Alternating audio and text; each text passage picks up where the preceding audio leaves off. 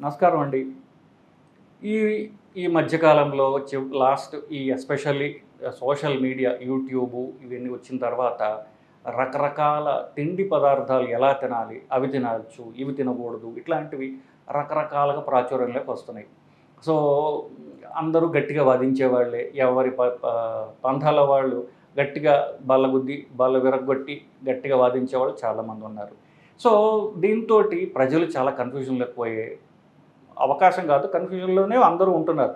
ఎవరి క్యాంపు వాళ్ళది. ఆ క్యాంపుల మధ్యన సోషల్ మీడియా యుద్ధాలు జరుగుతూ ఉన్నాయి. ఒకళ్ళంటే ఒకళ్ళు మా గురువుగారు కరెక్టే, మీ గురువుగారు తప్పు, ఈ టైప్‌లో అన్నీ నడుస్తూ ఉన్నాయి. సో, దీనివల్ల కన్‌ఫ్యూజన్ పెరుగుతుంది జనాల్లో. దాంతో ఏమవుతోంది, బేసిక్‌గా ఉపవాసం అనేది ఉపవాసం అనేది తర్వాత చూద్దాం. ఫస్ట్ డైట్ అనేది ఒక శిక్ష కింద తయారైంది. సో, ఆహ్, ఇప్పుడు ఎందుకు మీకు ఇంట్లో ఏమన్నా ఫంక్షన్ ఉందనుకోండి, మీరు మీ మీ లేకపోతే మీ ఇంట్లో ఒక శుభకార్యం జరిగింది ఏదో. సో, ఆ శుభకార్యం మీరు ఎలాగా సెలబ్రేట్ చేసుకుంటారు? ఎలా గడుపుతారు మీరు? మీరు చక్కగా పిండి వంటలన్నీ వండుకొని, మీకు నచ్చినవి అన్నీ మీరు వండుకొని, లేకపోతే పండగకైనా ఇంతే కదా! సో, మీరు తినడమే కాకుండా మీ ఫ్రెండ్స్‌కి అందరిని పిలిచి వాళ్ళందరికీ రుచికరమైన భోజనాలు పెడతారు. పెళ్ళిళ్ళు వీటన్నిటిలో ఇదే దీనికి బేసిక్ లాజిక్ అదే. సో, మీ ఇంట్లో పెళ్ళిళ్ళైనా లేకపోతే ఏ పండుగలైనా, పుట్టినరోజులైనా, ఇన్‌ఫ్యాక్ట్ ఎవరన్నా చనిపోయినా కూడా మనం బాధని అలాగే సంతోషాలని పంచుకునేది తిండి ద్వారా.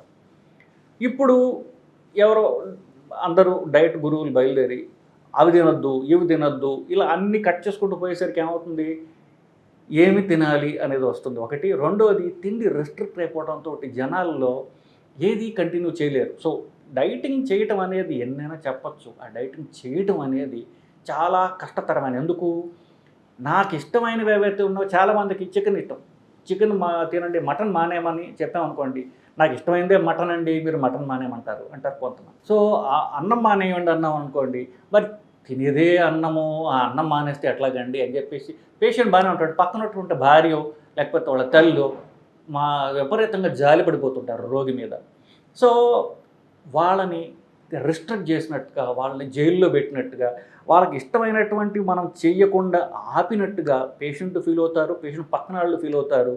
సో, అన్నం తినకపోతే బలం ఎలా వస్తుంది, కడుపు నిండా అన్నం తినాలి, ఇవన్నీ మానేసేసరికి జనాల్లో ఒక రకమైనటువంటి రెస్ట్రిక్టెడ్ మైండ్ సెట్లోకి పోయి ఇది ఒక శిక్షలాగా భావించి నెల, 2 నెలలు, మ్యాక్సిమం 3 నెలలు చేసిన తర్వాత ఈ డైటింగ్ వద్దు, కొత్త డైటింగ్ పద్ధతికి పోదాం. ఎవడైతే మనకి ఇష్టమైనటువంటి డైటింగ్ పద్ధతి చెప్తారో వాళ్ళకి మనం పాటిద్దాం అనేటటువంటి జరగడం సహజం. ఇది తప్పు కాదు.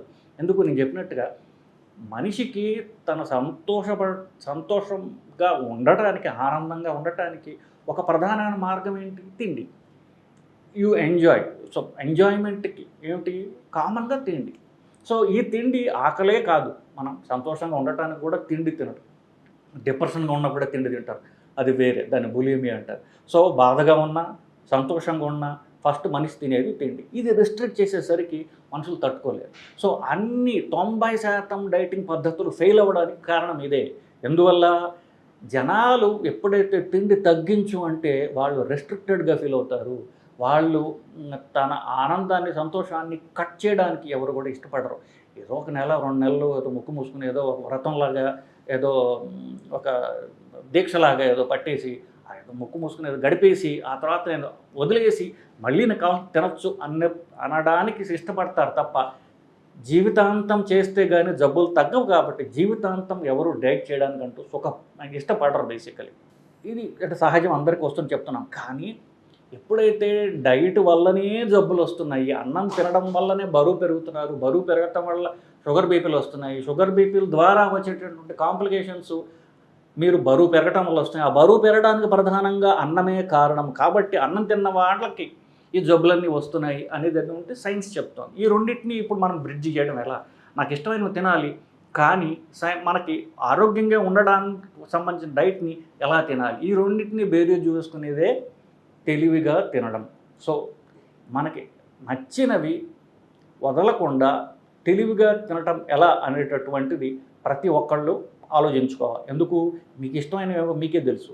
మీకు తినకూడనివేవో డాక్టర్ చెప్తాడు. సో మీకు ఇష్టమైనవి డాక్టర్ చెప్పినట్టుగా కొన్ని మానేసి తినటం ఎలా అనేది తెలివిగా తినడం. ఈ తెలివిగా తినటం ఎవరైతే అలవాటు చేసుకుంటారో వాళ్ళు దీనికి ఎక్కువ సంవత్సరాలు చేయగలరు, వాళ్ళు ఎక్కువ బరువు తగ్గగలరు, ట్యాబ్లెట్లు ఇంజెక్షన్లు లేకుండా షుగర్ తగ్గించుకోగలరు. సో ఎక్కువ కాలం వాళ్ళ జాయింట్లను వాళ్ళు కాపాడుకోగలరు, నీ రిప్లేస్మెంట్లు బారిన పడకుండా వాళ్ళ జాయింట్లు కాపాడుకోగలరు. ఇదంతకి కారణం సింగిల్ పాయింట్, తెలివిగా తినడం ఎలా అనేది మీరు ఎలాగ అలవాటు చేసుకోవాలి. రెండవది కడుపు నిండా తినడం.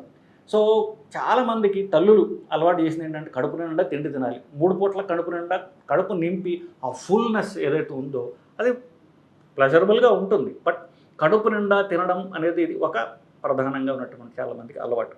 మీరు తెలుసుకోవాల్సిందల్లా ఒకటే, నేను ఇందాక చెప్పినట్టుగా షుగర్ ఉన్న వాళ్ళల్లో 95% మందికి టైప్ 2 డయాబెటీస్ ఉంటారు. అంటే షుగర్లో 2 రకాలు, బరువు ఎక్కువ ఉన్న వాళ్ళ షుగరు, బరువు తక్కువ ఉన్న వాళ్ళ షుగర్. బరువు ఎక్కువగా ఉన్న వాళ్ళ షుగర్ 90% మందికి ఉంటుంది. సో వీళ్ళందరికీ కూడా తిండి మార్పిడి వల్ల మాత్రమే షుగర్ తగ్గుతుంది. సో తిండి మార్చి తెలివిగా తినడం అనేది మనం అలవాటు చేసుకోవాలి, తప్పదు. సో మార్గం ఏంటి? మన ఇష్టమైనవన్నీ తినాలి, అన్నంతో కాకుండా తినాలి. ఇప్పుడు అన్నం, భోజనం, వరి ఈ 3 కలిపి మనం ఒకేసారి వాడుతుంటాం.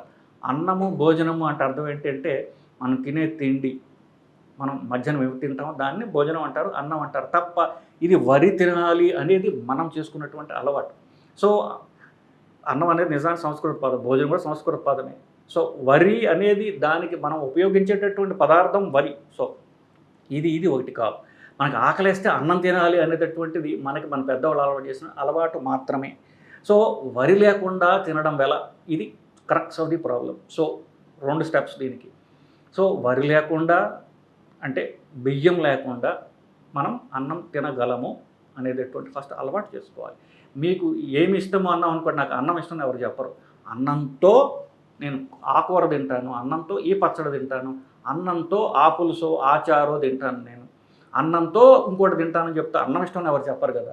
సో మీరు ఇష్టమైనవి అన్నం కాకుండా ఎలా తినాలి అనేటటువంటి అలవాటు చేసుకోవాలి. ఇది అన్నం లేకుండా మీరు ఇప్పుడు కొత్తగా వచ్చినటువంటి ప్రాచుర్యంలోకి వచ్చినటువంటి సిరిధాన్యాలు ఉన్నాయి, దాంతో మొదలు పెట్టచ్చు మీరు. సో అన్నం కాకుండా జొన్నలో, రాగులో, లేకపోతే కొర్రలు కొంచెం కష్టం తినడం, పీచు పదార్థం ఎక్కువ ఉంటుంది, లేకపోతే కీన్వా అని వచ్చింది. వీటన్నిటి ఫస్ట్ స్టెప్ ఏంటంటే అన్నం తీసేసి వీటితోటి మీకు ఇష్టమైన మీరు తినడం. సో ఇలా కొంతకాలం మీరు అలవాటు చేసుకోవాలి. రోజు తినడం కష్టమైతే ఆల్టర్నేటివ్ ఫస్ట్ వారానికి 2 రోజులతో స్టార్ట్ చేయండి. 2 రోజులు స్టార్ట్ చేస్తారు, రోజు వదిలి రోజుతో స్టార్ట్ చేయండి. ఇంకా కష్టమైతే వారానికి 2 రోజులతో స్టార్ట్ చేయండి. కానీ తప్పదు, మీరు అలవాటు చేసుకోవడం అనేది మీకు చాలా ఉపయోగం, తప్పదు. సో ఇలా మొదలుపెట్టి మెల్లమెల్లగా అన్నాన్ని తీసేస్తూ అన్న ప్లేస్లో ఈ సిరిధాన్యాలు, చిరుధాన్యాలతో మీరు మొదలు పెట్టచ్చు. ఇది మొదలు పెట్టడమే అని నేను ఎందుకు చెప్తున్నానంటే అల్టిమేట్గా పూర్తిగా ఆరోగ్యం చేకూర్చేది ఉపవాసం మాత్రమే. సో ఉపవాసం క్యాలరీస్ బాగా కట్ చేయడం, తీసివేయటం. సో అల్టిమేట్గా క్యాలరీస్ తీసివేస్తే అప్పుడు శరీరం తనలో ఉన్నటువంటి ఫ్యాట్ని తను ఉపయోగించుకుంటుంది. సో ఫ్యాట్ బరువు తగ్గాలి అంటే క్యాలరీస్ ఫస్ట్ తగ్గించి పూర్తిగా ఎంత తగ్గించుకుంటే అంత మంచిది. సో ఉపవాసం అలవాటు చేసుకోవడం అనేది అల్టిమేట్గా మీకు ఆరోగ్యదాయకం. ఎవరు అన్నారు లంకనం పరమౌషధం అని, అంతమంది ఇది అందరూ కోడ్ చేస్తారు. లంకనం అంటే ఉపవాసం పరమ ఔషధము అన్నారు. నేనంట అది ఔషధం అంటే జబ్బు వచ్చిన తర్వాత ఇచ్చేది. జబ్బు వచ్చిన తర్వాత మీరు ఎండబెడితే లాభం ఏమో, జబ్బు వచ్చిన తర్వాత తిండి పెట్టాలి, వాడు రికవర్ ఫాస్ట్గా కావాలి. కాబట్టి శరీరానికి అది తాను హీల్ చేసుకోవటానికి దానికి క్యాలరీస్ కావాలి అప్పుడు.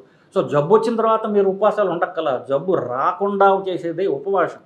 సో మీరు లంకనం పరమ ఔషధం అనేది తప్పు స్టేట్మెంట్ అని నా ఉద్దేశం. సో కరెక్ట్ అంటే ఏమిటి? ఉపవాసం ఉపద్రవ నివారణం. ఉపవాసం చేస్తే ఉపద్రవాలు రాకుండా నివారిస్తుంది. సో మీరు ఉపవాసం అలవాటు చేసుకుంటే ఆ తర్వాత జబ్బులు రాకుండా మిమ్మల్ని కాపాడుతుంది. ఔషధం అవసరం లేని స్టేజ్కి ఉపవాసం తీసుకువెళ్తుంది.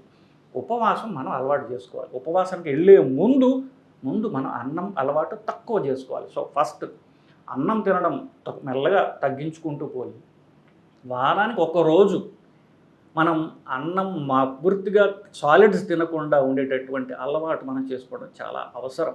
ఇది అన్ని మతాల్లో ఉన్నది, మనం పాటించడం లేదంతే.